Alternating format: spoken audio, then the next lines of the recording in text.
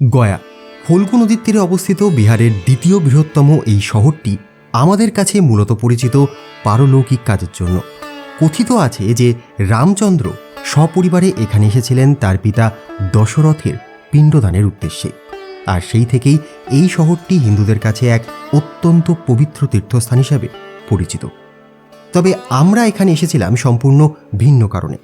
আমাদের উদ্দেশ্য ছিল বেনারস যাওয়া, কিন্তু সরাসরি ট্রেন না পাওয়ায় শেষ পর্যন্ত গয়া হয়ে যাওয়ার পরিকল্পনাই ঠিক হলো। আর সেই মতো 2026-এর এক সকালবেলায় আমরা এসে পৌঁছালাম কলকাতা স্টেশনে। শুরু হলো আমাদের গয়ার উদ্দেশ্যে যাত্রা, আর সেই নিয়েই আজকের এই গল্প। হাওড়া কিংবা শিয়ালদহের তুলনায় এই স্টেশনটি বেশ ফাঁকা ফাঁকাই মনে হলো। 5টি প্ল্যাটফর্ম বিশিষ্ট ছিমছাম এই স্টেশন চত্বরে রয়েছে পেইড পার্কিংয়ের ব্যবস্থা। এছাড়া ভিতরে রয়েছে লাগেজ স্ক্যানিং মেশিন এবং এসকেলেটরের সুবিধা। থার্ড এসি কম্পার্টমেন্টে গুছিয়ে বসতে না বসতেই 13151 জম্মু তাওয়াই এক্সপ্রেস কলকাতা স্টেশনের 2 নম্বর প্ল্যাটফর্ম থেকে বেরিয়ে পড়ল ঠিক সকাল 11:45। গয়ায় পৌঁছতে এই ট্রেনের সময় লাগে প্রায় 9 ঘন্টা 20 মিনিট। আর এই দীর্ঘ 482 কিলোমিটার যাত্রাপথে ট্রেনটি 2টি রাজ্য অতিক্রম করে, পশ্চিমবঙ্গ এবং ঝাড়খণ্ড। দূর থেকে কালী মন্দিরের দর্শন পেতেই বুঝলাম প্রথম স্টপেজ দক্ষিণেশ্বর আসছে। আর এরপর ট্রেনটি মোট 9টি স্টপেজ পার করে প্রবেশ করবে ঝাড়খণ্ডে। এর মধ্যে পানাগড়ে প্রায় 4 মিনিট আর আসানসোলে প্রায় 5 মিনিট বাদ দিলে বাকি সব স্টপেজেই এই ট্রেন মাত্র 2 মিনিট করে দাঁড়ায়। জম্মু তাওয়াই এক্সপ্রেস নিয়ে নতুন করে বলার আর তেমন কিছু নেই। সপ্তাহের প্রতিদিনই এই ট্রেনটি কলকাতা স্টেশন থেকে ছাড়ে। এই ট্রেনে ফার্স্ট ক্লাস এসি কোচ নেই, তবে প্যান্ট্রি কারের সুবিধা রয়েছে। আর ভাড়ার বিস্তারিত তথ্য আপনারা স্ক্রিনে দেখতে পেয়ে যাবেন। এবার আসি খাবারের কথা। প্যান্ট্রি কার থেকে 150 টাকার ওভার প্রাইস ভেজ মিল আপনি নিতেই পারেন, তবে সেদিন ওই খাবারের স্বাদ এবং মান আমাদের একদমই ভালো লাগেনি। সেই তুলনায় বর্ধমানের পঞ্চব্যঞ্জন থেকে অর্ডার করা প্রায় 250 টাকার এই ভেজ মিলটি বেশ ভালো ছিল। জোম্যাটোর ফুড অন ট্রেন পরিষেবা থেকে এই খাবার বর্ধমান স্টেশনে সঠিক সময়ে ডেলিভারি করা হয়। দেখতে দেখতে দুপুর গড়িয়ে ঘড়ির কাঁটা যখন প্রায় 3:55, সেই সময় বরাকর নদী পার করে ট্রেন ঢুকে পড়ল ঝাড়খণ্ডের প্রথম স্টেশন কুমারডুবিতে। ঝাড়খণ্ডে এই ট্রেনের প্রায় 8টি স্টপেজ রয়েছে। বেশিরভাগ স্টেশনেই হল্টিং টাইম প্রায় 2 মিনিট করে, তবে ধানবাদ এবং গোমো, যার বর্তমান নাম নেতাজি সুভাষচন্দ্র বোস গোমো জাংশন, এই দুটি স্টেশনে ট্রেনটি 5 মিনিট করে দাঁড়ায়। গোমো পেরিয়ে ট্রেন কোডারমার দিকে যত এগোতে থাকলো, আশেপাশের ভৌগোলিক দৃশ্যে একটা স্পষ্ট পরিবর্তন লক্ষ্য করলাম।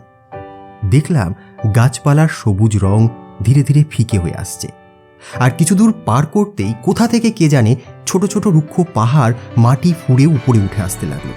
একসময় দেখলাম সেই চ্যাপ্টা মাথা রুক্ষ পাহাড়গুলো যেন লাইনের গা ঘেঁষে উঠে দাঁড়িয়েছে, এতটাই কাছে যে মনে হচ্ছিল ট্রেনটা বোধহয় পাহাড়ের বুক চিরে এগিয়ে চলেছে। এইভাবেই এগোতে এগোতে হাজারিবাগ পৌঁছানোর আগেই ঝুপ করে সন্ধ্যা নেমে এলো।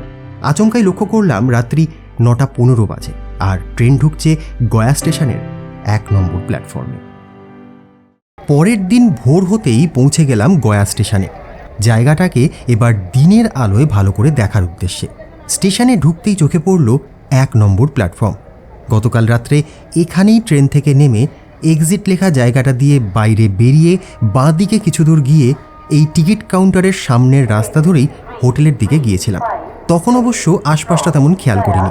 এখন দিনের আলোয় দেখলাম যে এই পথে প্রথমে রয়েছে মহাদেবের মন্দির, আর তারপরেই মা শীতলার এই প্রাচীন মন্দিরটি। এই মন্দিরের সামনে সোজাসুজি দাঁড়িয়ে রয়েছে ভারতের ফ্ল্যাগ পোস্ট, আর তার ঠিক উল্টো দিকেই আছে ভারত সেবাশ্রম সংঘের অফিস।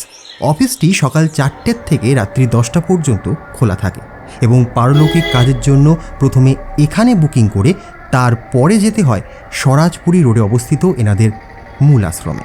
তবে আমরা গিয়েছিলাম মন্দিরের ঠিক উল্টো দিকের রাস্তা ধরে 1 নম্বর এন্ট্রি গেট পেরিয়ে স্টেশন রোডে, যেখানে রয়েছে আমাদের হোটেল সহ বিভিন্ন বাজেটের বিস্তর থাকার এবং প্রচুর খাবার জায়গা। আর শুধু তাই নয়, এখান থেকেই গয়ার সমস্ত সাইট সিইং করার জন্য অটো কিংবা টোটো খুব সহজেই পাওয়া যায়। 1 নম্বর গেটের উল্টো দিকে থাকা অজাতশত্রু হোটেলকে বাম দিকে রেখে মিনিট 5 হাঁটলেই আপনি পৌঁছে যাবেন পেট্রোল পাম্পের ঠিক অপোজিটে থাকা আমাদের হোটেল মনীষা ইন্টারন্যাশনালে। এখানের এসি ডিলাক্স ডাবল বেডের এই রুমটি বেশ পরিপাটি এবং সমস্ত প্রয়োজনীয় সুবিধাযুক্ত। ওয়েস্টার্ন স্টাইল বাথরুমে রয়েছে গিজারের ব্যবস্থাও। ব্যালকানি নেই, তবে এই জানালা থেকে সামনের স্টেশন রোড ও দূরের গয়া স্টেশনের 1 নম্বর প্ল্যাটফর্ম বেশ পরিষ্কার দেখা যায়। তবে হ্যাঁ, এখানে খাবারের প্রাইস কিন্তু বেশ চড়া, তাই বাইরের রেস্টুরেন্টের সদ্ব্যবহার অবশ্যই রেকমেন্ডেড। গয়াতে থাকার প্রসঙ্গে আরও একটা তথ্য দিয়ে রাখি। রাজগীর থেকে ফেরার পথে আমাদের থাকতে হয়েছিল গয়া ধোবি রোডের কাছে দোমুহান চত্বরে।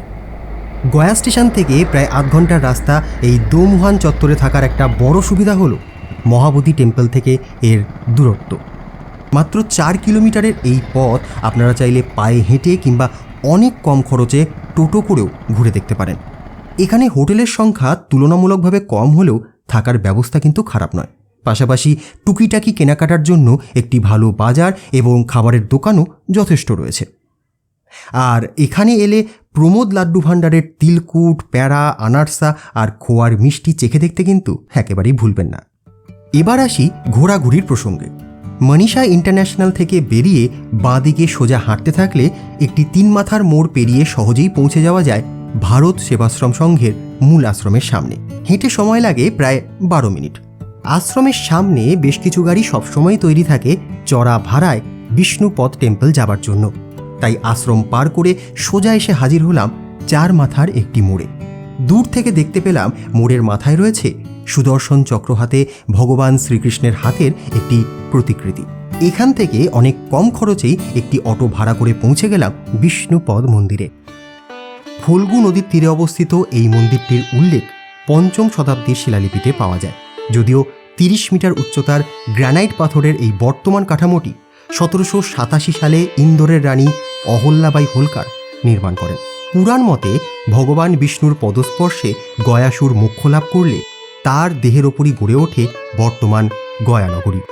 বিশ্বাস করা হয় যে সেই পবিত্র পদচিহ্ন আজও সংরক্ষিত আছে এই মন্দিরের অষ্টভুজাকৃতি গর্ভগৃহে। ধর্মশিলার ওপর খোদিত শ্রীবিষ্ণুর সেই 40 সেন্টিমিটার দীর্ঘ পদচিহ্নের কারণেই এই মন্দিরের নাম বিষ্ণুপদ মন্দির। মন্দিরটি সকাল 6:30 থেকে সন্ধ্যা 7:30 পর্যন্ত খোলা থাকে।